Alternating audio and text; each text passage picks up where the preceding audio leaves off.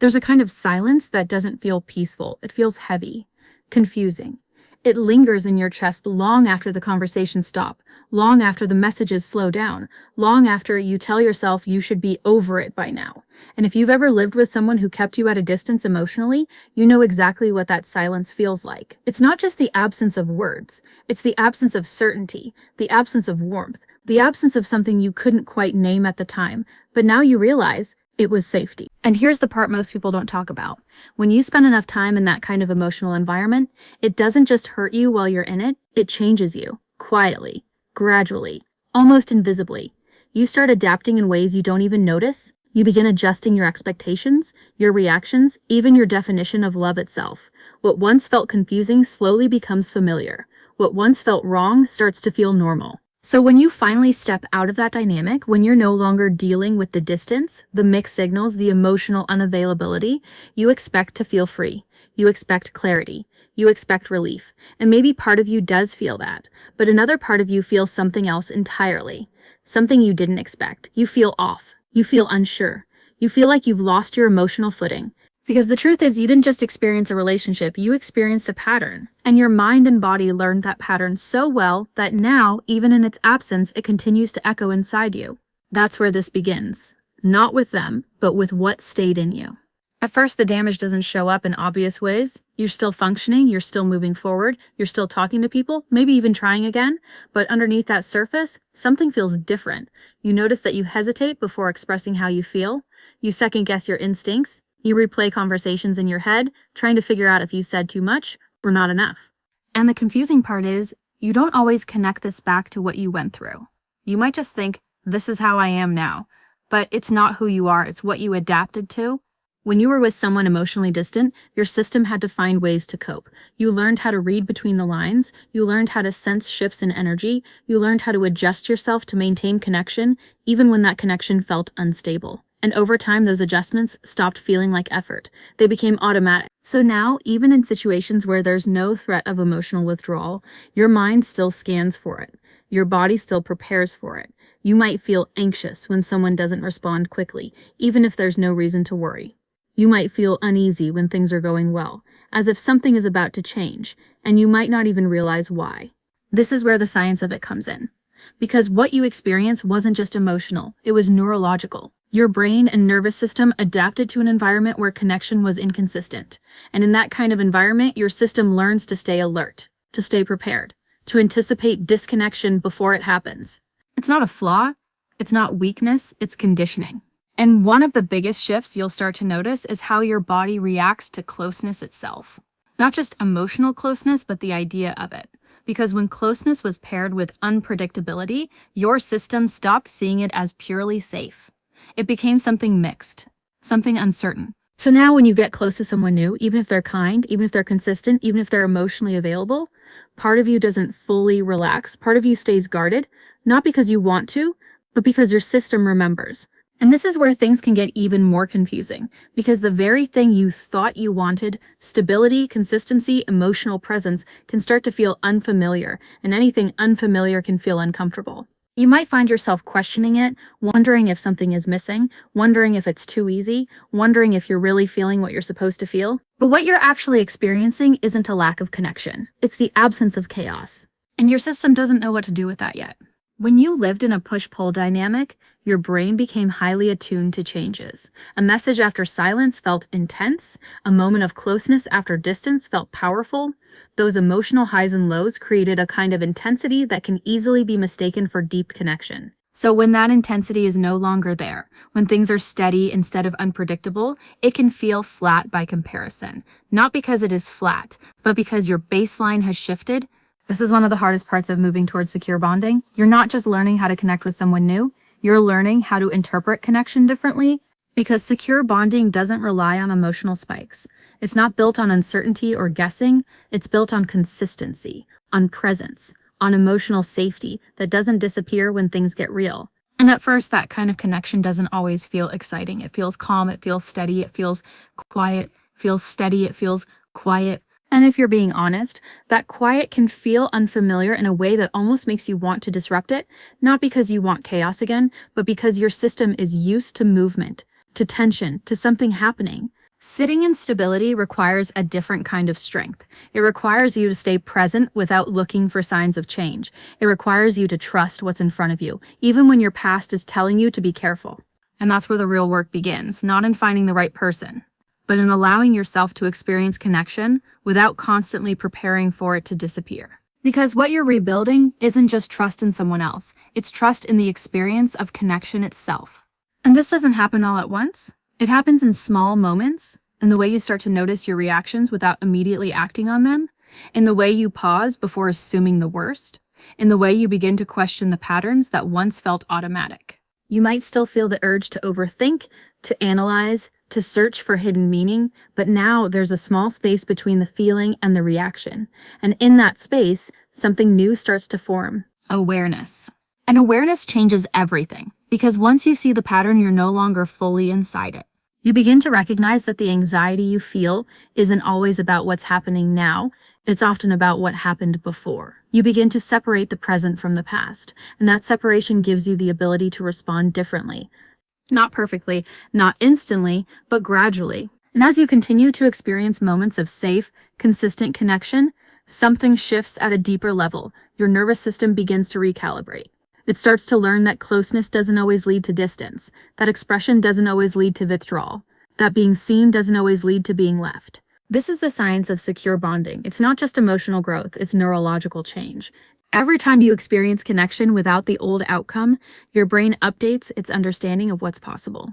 Every time you stay present instead of pulling away or chasing, your system learns a new response. And over time, those new responses begin to feel more natural than the old ones. But this process requires patience, because you're not just changing behavior, you're changing conditioning that was built over time. There will be moments where the old patterns come back, moments where you feel triggered, where you want to retreat or reach out in ways that don't align with what you actually want. And in those moments, it's easy to feel like you haven't made progress. But progress isn't the absence of old patterns, it's the way you relate to them when they show up. Instead of being controlled by them, you start to observe them. Instead of acting on them immediately, you begin to question them. And that shift from reaction to awareness is where secure bonding starts to take root. Because secure bonding isn't about becoming a different person, it's about returning to a version of yourself that can experience connection without fear constantly running in the background. And that version of you is still there. It didn't disappear, it adapted. Now it's learning something new. Now as this new awareness starts to take shape inside you, something subtle but deeply disorienting begins to happen. You start encountering moments of calm connection, and instead of fully relaxing into them, your mind begins to question them. There's no obvious problem, no distance, no mixed signals, no emotional withdrawal. And yet something inside you whispers, is this really it? That question doesn't come from clarity, it comes from contrast. Because when your system has been conditioned by inconsistency, calm doesn't immediately register as safety, it registers as unfamiliar. And unfamiliar can feel wrong, even when it's exactly what you need. This is where the confusion deepens. You might find yourself sitting across from someone who is present, attentive, emotionally available, and instead of feeling the intensity you once associated with connection, you feel something quieter, something steadier, and your brain, still wired to expect emotional highs and lows, starts interpreting that steadiness as a lack of chemistry. But what you're actually experiencing is the absence of emotional volatility. Your brain learned to associate love with activation, those spikes of uncertainty followed by moments of closeness. That cycle created a kind of emotional intensity that felt powerful, almost magnetic. So now, when that intensity isn't there, it can feel like something is missing, even when nothing is. And this is one of the most important shifts you'll ever make. Learning to understand that intensity is not the same as intimacy. Because real intimacy doesn't keep you guessing. It doesn't rely on unpredictability to feel alive. It doesn't pull you in just to push you away. Real intimacy is consistent. It's grounded. It's something your body can actually rest in. But resting is something your system has to relearn. At first, you may notice yourself creating doubts where none exist. You might question the connection. You might feel tempted to pull back just to see if the other person will come closer. You might even feel a strange urge to recreate the emotional patterns you're used to, not because they felt good, but because they felt familiar. And this is where healing becomes a conscious process, because now it's not about reacting automatically. It's about noticing the impulse and choosing differently. This is where regulation becomes more important than romance. Before you can fully experience secure bonding, your nervous system needs to feel safe enough to stay present in it. And that safety doesn't come from the other person alone. It comes from your ability to regulate your internal state when old patterns are triggered. You begin to realize that the anxiety you feel in certain moments isn't always a signal that something is wrong externally. It's often a signal that something inside you is remembering what used to happen. So instead of immediately acting on that anxiety by overthinking, by seeking reassurance, by pulling away, you start to pause. You start to sit with the feeling without letting it control your next move. And at first that pause feels uncomfortable, almost unnatural, because you're interrupting a pattern that once felt automatic. But in that pause, something powerful begins to happen. You create space for a different outcome. You begin to experience connection without immediately attaching it to fear. You allow moments of closeness to exist without bracing for distance. You start to let things unfold without trying to control where they're going. And slowly, almost quietly, your system begins to soften. You start noticing that consistency doesn't feel as foreign as it once did. You begin to feel a sense of ease in interactions that used to make you anxious. You find yourself responding instead of reacting. And with that shift, something else changes too, what you're drawn to. Where you once felt pulled toward emotional mystery, toward people who felt hard to read, toward connections that required you to figure things out, you begin to feel something different. You start noticing the value in clarity. Emotional availability, which may have once felt underwhelming or even suspicious, starts to feel comforting, grounding, real. You begin to appreciate the simplicity of someone who communicates openly, someone who shows up consistently, someone who doesn't make you question where you stand. And this shift doesn't happen because you forced it. It happens because your system is starting to recognize what safety actually feels like. At first, it might feel subtle, almost like a quiet preference rather than a strong attraction, but over time, that preference becomes stronger, more defined. You begin to lose interest in dynamics that once kept you emotionally activated. Not because you're trying to avoid them, but because they no longer feel good. What once felt exciting now feels draining. What once felt like chemistry now feels like confusion. And what once felt unfamiliar, stability, consistency, emotional presence begins to feel like something you don't want to live without. This is the beginning of a deeper transformation. Because now it's not just about healing from the past, it's about redefining what connection means to you. And one of the clearest signs of this shift is how you start to experience boundaries. Before, boundaries might have felt threatening. If someone needed space, it might have triggered fear. If there was distance, even a healthy kind, it might have felt like rejection. Because in your past experience, space often meant disconnection. But now, as you move towards secure bonding, your understanding of space begins to change. You start to see that healthy connection doesn't require constant closeness. It allows for individuality, for breathing room, for moments of separation that don't weaken the bond, but actually support it. And instead of interpreting boundaries as signs of withdrawal, you begin to see them as signs of stability. Someone who can maintain their own space without disconnecting from you, someone who can respect your boundaries without pulling away, someone who doesn't disappear when things get real, that kind of presence starts to feel deeply reassuring. And slowly, your response to these moments shifts. Where you once felt anxious, you begin to feel neutral. Where you once felt fear, you begin to feel trust. Not blind trust, not forced trust, but a steady, growing sense that connection doesn't have to be all or nothing, that it can exist in a balanced, grounded way. And this shift carries into something even more important, how you communicate. Because when you've been in a dynamic where emotional expression wasn't always received well, you learn to hold back, to filter, to carefully choose what you say and when you say it. You learn to protect yourself by not fully showing up. So even after that dynamic ends, that hesitation can stay with you. You might feel the urge to minimize your needs, to avoid difficult conversations, to keep things light even when something deeper needs to be said. But as you move towards secure bonding, something begins to change. You start to feel a growing sense of safety in expressing yourself.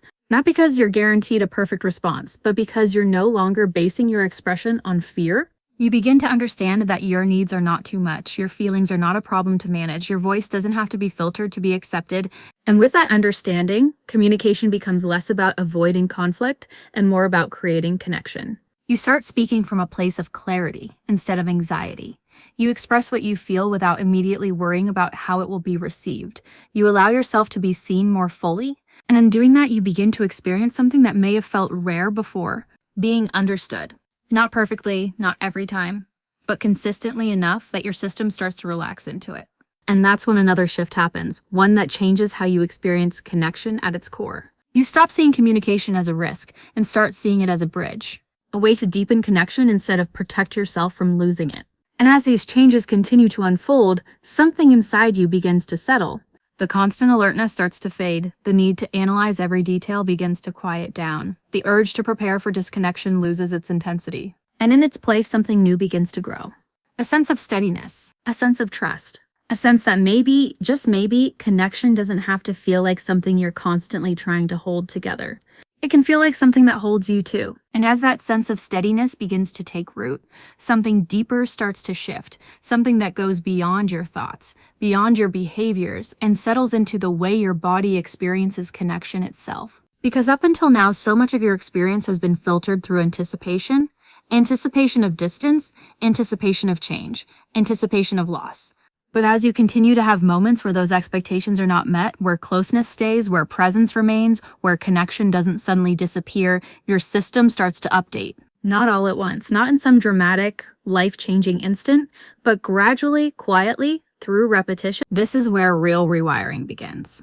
Your mind starts to gather evidence that contradicts what it once believed. That connection can be stable, that people can be consistent, that emotional presence doesn't have to come with a hidden cost. And your nervous system, which once stayed on high alert, begins to soften its grip. You might notice it in small ways at first, the way you don't immediately panic when there's a delay in communication, the way you don't assume the worst when something feels slightly off, the way you can sit in a moment of closeness without scanning for signs that it's about to end. These moments may seem simple on the surface, but they represent something profound underneath. They represent your attachment system beginning to reorganize itself. Because attachment isn't just about who you're with, it's about how your system has learned to experience connection over time, and when that learning changes, everything about your relational world begins to shift. You start to respond to situations differently, you start to interpret behaviors differently, and most importantly, you start to feel differently. There's less urgency, less pressure, less emotional turbulence, and in its place, there's a growing sense of grounding. You're no longer trying to secure connection through effort alone. You're starting to experience it as something that exists without constant maintenance, without constant proof. And that shift changes the way you see yourself too. Because in the past, you may have felt like you had to earn closeness, like you had to prove your worth, show your value, or adjust yourself in order to be chosen, to be kept, to be loved. But as secure bonding begins to take hold, that belief starts to loosen. You begin to realize that real connection doesn't require you to perform. It doesn't require you to shrink parts of yourself or amplify others just to keep someone engaged. It doesn't require you to overextend or overgive just to maintain their presence. Instead, it meets you where you are. And being met like that changes something fundamental inside you. Because for the first time, you're not experiencing connection as something you have to chase or protect. You're experiencing it as something that includes you fully, without conditions constantly shifting beneath your feet. And that leads to another powerful shift. You begin to feel seen. Not in a fleeting, surface-level way, but in a way that feels steady, consistent, real. You're not being understood only in moments of closeness and then left to question everything later. You're not being recognized only when it's convenient. You're being seen as you are, across time, across moments, across different emotional states. And that kind of visibility does something your system has been craving for a long time. It allows you to relax into yourself. You no longer feel the need to monitor how you're coming across. You're not constantly adjusting your behavior to maintain connection. You're not holding back parts of yourself out of fear that they'll create distance. You begin to exist more freely within the relationship, and with that freedom comes a new kind of confidence. Not the loud, performative kind, but a quiet, grounded sense of self that doesn't depend on constant validation. You start to trust that who you are is enough to be met, to be valued, to be connected with, and that trust changes how you move through connection entirely. Because when you're no longer trying to prove your worth, you're able to engage more honestly, more openly, more authentically, and that authenticity deepens the bond even further. But perhaps one of the most significant changes shows up in how you experience conflict. Because in the past, conflict may have felt like a breaking point, a moment where everything could fall apart, a trigger that activated fear, anxiety, or even shutdown. You might have avoided difficult conversations altogether, or approached them with a sense of urgency, trying to resolve everything immediately just to restore a sense of safety. But as secure bonding develops, your relationship with conflict begins to transform. You start to see that disagreement doesn't equal disconnection. That tension doesn't automatically lead to distance, that two people can experience friction and still remain connected through it. This realization doesn't come from theory, it comes from experience, from moments where conflict happens, and the connection stays, where difficult conversations don't end in withdrawal or silence, but in understanding, in repair, in continued presence. And each of those moments reinforces a new belief. That connection is resilient, that it doesn't have to be fragile, that it can hold both closeness and difference at the same time. And as that belief strengthens, your response to conflict softens. You no longer approach it with the same level of fear. You don't feel the same need to control the outcome or avoid the discomfort. Instead, you begin to engage with it as part of the process, as something that can actually deepen connection when approached with openness and respect. And this shift brings a new level of emotional grounding. You're not thrown off balance by every change in tone or every moment of tension. You're able to stay present, to stay connected to yourself, even when things feel uncertain. And that presence allows you to respond rather than react, to listen without immediately defending, to express without immediately fearing the outcome, to stay engaged without shutting down or pulling away. And that kind of groundedness changes the entire dynamic of connection. Because now, you're not just participating in the relationship from a place of habit or conditioning, you're participating from a place of awareness, from a place where your actions are aligned with what you actually want, not just what you've been trained to expect. And that alignment creates something deeply powerful. Because for the first time, connection starts to feel like a choice, not a need driven by fear of being alone, not something you cling to because it fills a void, but something you actively choose to engage in, to invest in, to grow with it. And that shift from survival to choice is one of the clearest signs that secure bonding is taking hold. You're no longer looking for connection to complete you or stabilize you. You're bringing your own stability into the connection. And that changes everything. Because now you're not dependent on the relationship to regulate your emotions. You're able to regulate yourself and then share that regulated state with someone else. You're not seeking constant reassurance to feel secure. You're building security from within and allowing it to be reinforced through consistent, healthy interaction. And that internal shift creates a different kind of connection altogether. One that feels less like something you're trying to maintain and more like something that naturally grows. And as this continues, something else becomes clear. The past begins to lose its hold on you. Not because you've forgotten, not because it didn't matter, but because it no longer defines how you experience the present. The patterns that once felt automatic begin to fade. The triggers that once felt overwhelming begin to soften. The fears that once felt constant begin to quiet. And in their place, there's a growing sense of clarity. A sense that you're no longer living inside what happened. You've learned from it. You've adapted beyond it. And now you're building something different. Something that isn't based on uncertainty or emotional distance, but on presence, on consistency, on a kind of connection that doesn't leave you questioning where you stand. And as that realization settles in, you begin to see just how far you've come, not just in who you're connecting with, but in how you're able to connect it all. And as you begin to truly see how far you've come, there's a quiet realization that settles in, a realization that doesn't arrive with intensity or overwhelm, but with clarity. Connection no longer feels like something fragile in your hands. It no longer feels like something you have to constantly monitor, fix, or hold together through effort alone. Instead, it begins to feel steady. And that steadiness changes the way you experience everything that comes with it. Because now, when conflict arises, and it will, you don't immediately feel that rush of panic in your chest. You don't feel like everything is about to collapse. You don't feel like one wrong word could create distance that never comes back. Instead, you feel something else. You feel space. Space to listen, space to respond, space to stay present without losing yourself in the moment. You begin to understand on a deeper level that disagreement is not the end of connection. It's part of it. And instead of trying to avoid it or rush through it, you allow it to unfold. You allow both sides to exist without immediately trying to resolve the discomfort. Because you've learned something your past couldn't teach you. You've learned that connection can stretch without breaking, that it can hold tension without collapsing. And that understanding changes the way you show up in those moments. You don't shut down the way you used to. You don't overextend yourself just to restore peace. You don't silence your needs just to keep things stable. You stay. You stay present in the conversation. You stay connected to what you feel. You stay grounded enough to express yourself without fear taking over. And in doing that, you create something new. A different kind of experience around conflict, one that builds trust instead of eroding it. Because every time you move through tension without losing the connection, your system learns something powerful. It learns that connection doesn't disappear when things get difficult. It deepens. And as that becomes your new reality, something else begins to settle into place. A deeper sense of emotional grounding. You're no longer being pulled in different directions by fear, uncertainty, or the need for constant reassurance. You're not reacting to every shift in energy. You're not trying to predict what might go wrong. You're present. Present in a way that allows you to feel without being overwhelmed by what you feel.